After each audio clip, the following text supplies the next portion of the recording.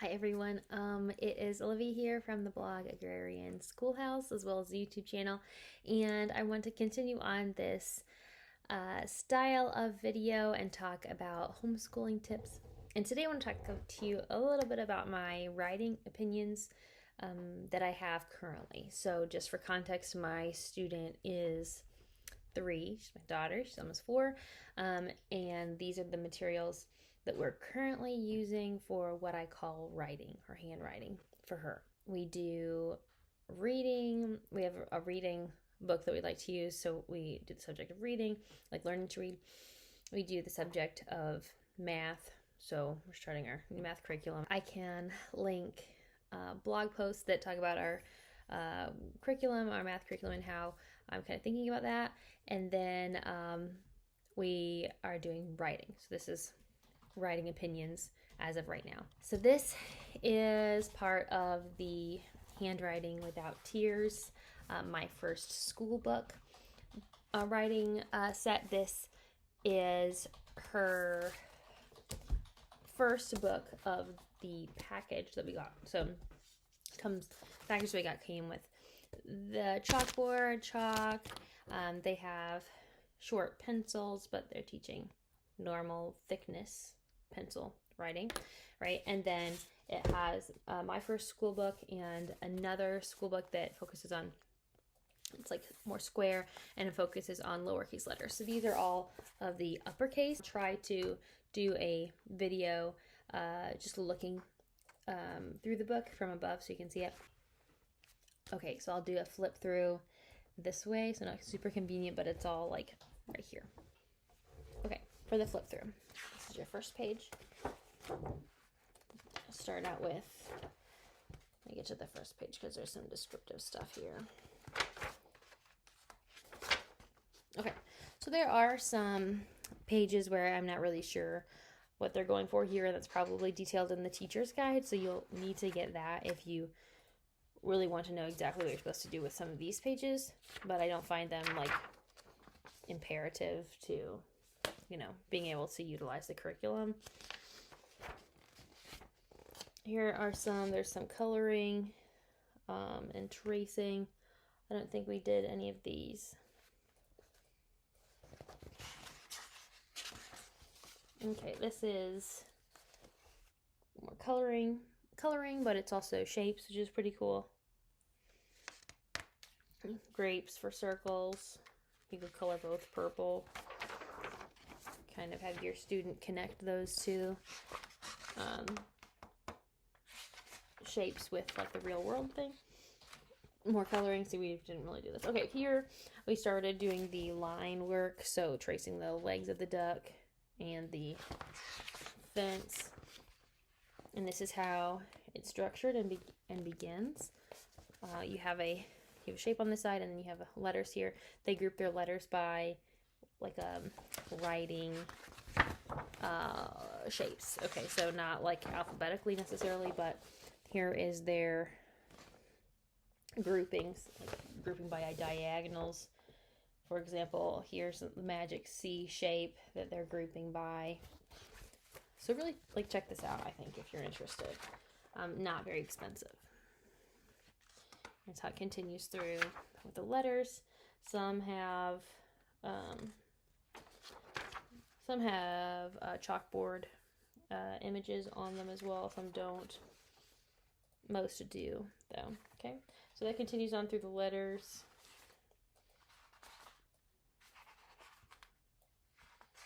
We get to some larger pages of letters here.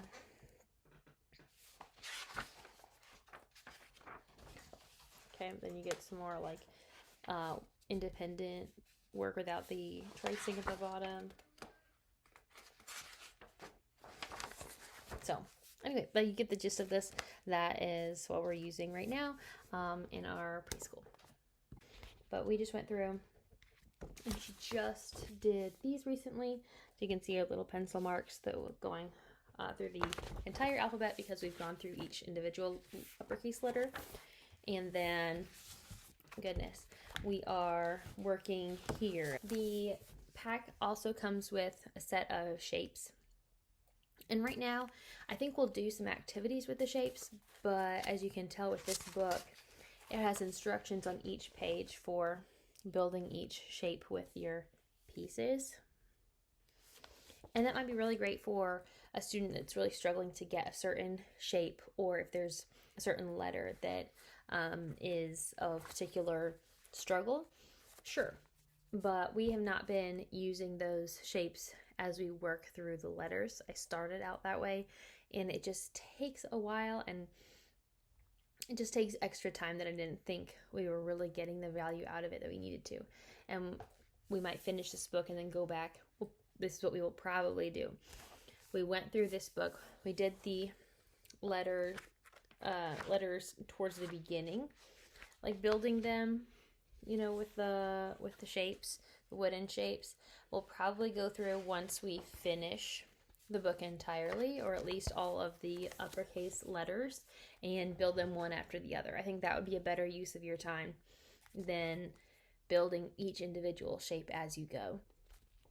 However, that could be said in the teacher's manual for this book. I did not buy the teacher's manual for this set.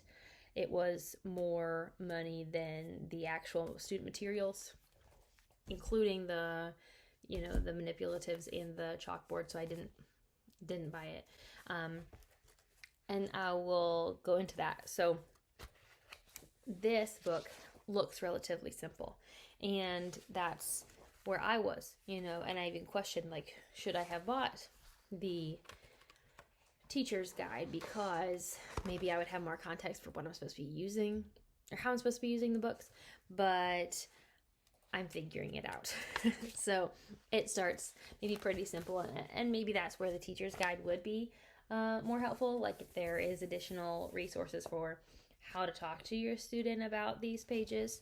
But however, once I got to the letters, we were really fine from there. These are like what a letter page, for example, looks like. These are extra, like a coloring area if you want to have them color, but then this is working on those horizontal lines for the E's. Okay, so that's where we're at, and I'll tell you about my process. So I started with this, okay, then I found this book. We're familiar with the Bob Book Reader, and I saw this book and I thought, oh, this would be awesome, some extra practice, because this one doesn't have a lot of extra practice in it. Well, we're working through this and think that I would rather go with this one, which is a simple and direct form for learning the letters, than this one being more workbook-like, so a little bit more busy, if that makes sense. So not nearly as focused on just letter writing. So there's other activities in here, and if your student really loves workbooks, then this might be a way to go if they like to work on more activities. And I'll give you an example. They do 2 letters at a time here, and we have only gotten through, let's see, J at this point. But if you're wanting to go with something that's really straight to the point, I would definitely go with this one, as opposed to one that's a little bit more clunky with extra activities, especially if you are schooling a young child. My daughter's 3, and the shorter snippets, the shorter quality snippets add up to a longer day when you're doing more subjects. Here is an example. This is KL. Here you have some coloring. My daughter wasn't really interested in doing a lot of elaborate coloring in here. Then you have some handwriting here. You have an activity. Excuse me. Then here are your L's. And then you have an activity here.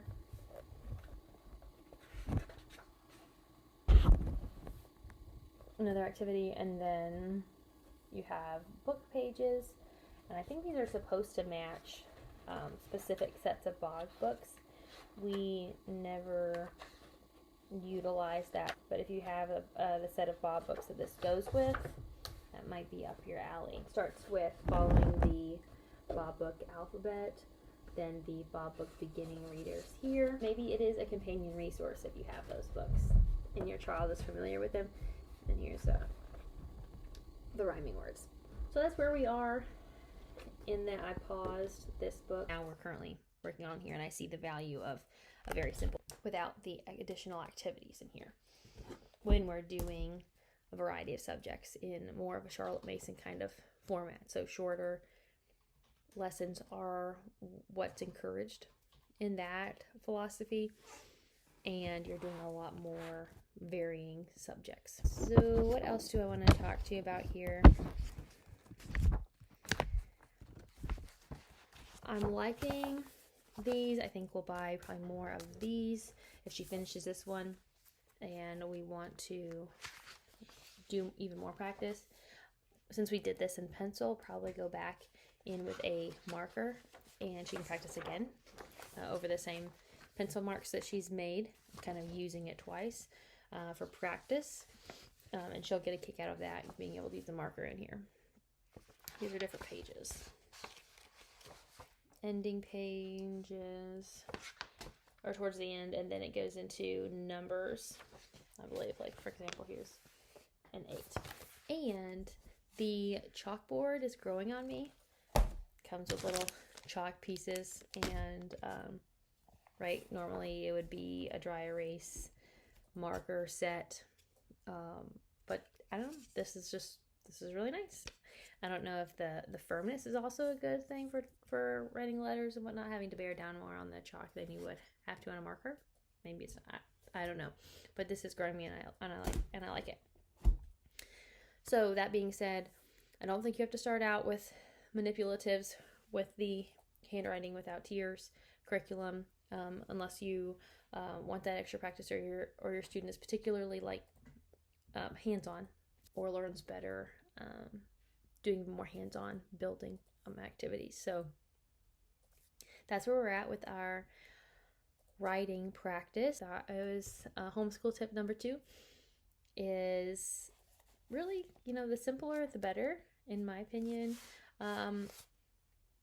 for your handwriting curriculum. And if you like content like this video, follow along, because I plan to post more videos on homeschooling tips and where we're at, opinions that I have that are potential to change over time, but that's where we're at, and it may help any of you that are starting this journey too. Follow this channel if you want to see what's going on with our homeschool and our homestead, and also like the video if you enjoy content like this. I'll know whether to make more content like this in the future. That's where we're at. That's how we're approaching writing. Not saying that's the perfect way or the best way, or even what would work for your child. So that's just one of many options and roads you can go down for learning how to write.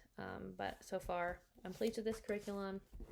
This is more supplemental, probably maybe even go back to it here and there, but I like the shorter lessons that this provides. It's more condensed and direct in your handwriting, but it's also like interesting and engaging. The graphics are cool for the kids and age appropriate, and but also like there's not a lot of busy stuff in here.